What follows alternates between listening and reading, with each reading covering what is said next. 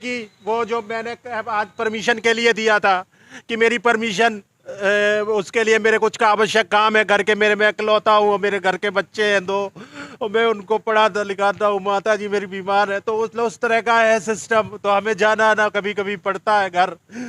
तो मैं गया, जब ने एप्लीकेशन दिया तो ये कह वो सुबह से मैंने एप्लीकेशन दे रखा था, शाम में पहुंचे कि मेरी डाक वही से एप्लीकेशन पहुंचाई ऊपर की नहीं, तो उन्होंने कहा कि तुम्हारा आरआई साहब ने डाक वही से निकाल के फेंक दिया एप्लीकेशन, ये रही एप्लीकेशन लेके जाओ तुम्हारी हो रही होगी। मैं आरआई साहब के पास पहुंचा, मैंने पूछा आरआई साहब से मेरी मतलब क्यों नहीं की वो पर तो बोले कि उच्च अधिकारियों ने मना किया तो भाई कोई परमिशन नहीं होगी।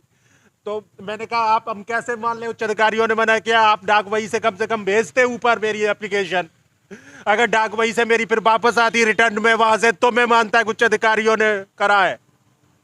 उसी पे कहने लगे तूने सरकारी कागज कैसे ले लिया, ये मेरी एप्लीकेशन थी और जो उन्होंने दी थी मुझे वही, और उसको मुझसे छीन लिया।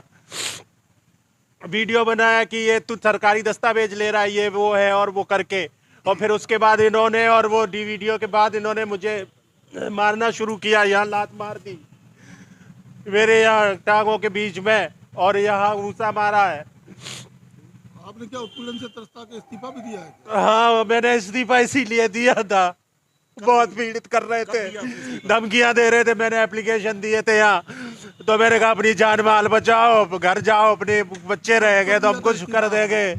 मैंने 14 तारीख तरफ उस तरफ निलंबित कर दिया, 13-14 को दिया था मैंने, 1 महीना हो गया मुझे निलंबन करे पड़े। एक्सेप्ट हुआ इस्तीफा? नहीं एक्सेप्ट हुआ, एक्सेप्ट नहीं कर रहे हैं, मेरी जांच खोल के प्रताड़ित कर रहे हैं। मैंने इस्तीफा इसलिए, मैं अपना घर चला जाता जब इतना ही बुरा हूँ मैं, क्या मेरी कार्रवाई करी जाए, डिमांड क्या है आपकी? मैं घर चला जाऊँ, मुझे इस गंदे सिस्टम में अब रहना नहीं है, इस्तीफा मंजूर कर लिया जाए। मेरा मंजूर कर लो, मुझे भेज दो, मैं नहीं चाह रहा था अब यहाँ नहीं रहना चाहता। आपको चोटें भी आई हैं? यहाँ लात मारी है, वैसी चोट, मुझे दर्द हुआ था अब दर्द नहीं हो रहा है।